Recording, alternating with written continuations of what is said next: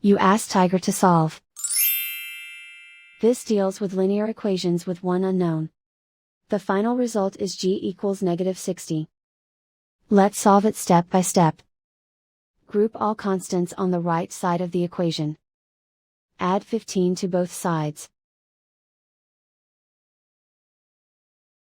Group like terms. Simplify the arithmetic.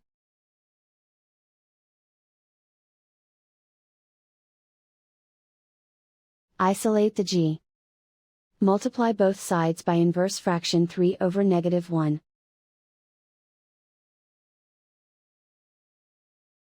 Group like terms. Multiply the coefficients. Simplify the arithmetic.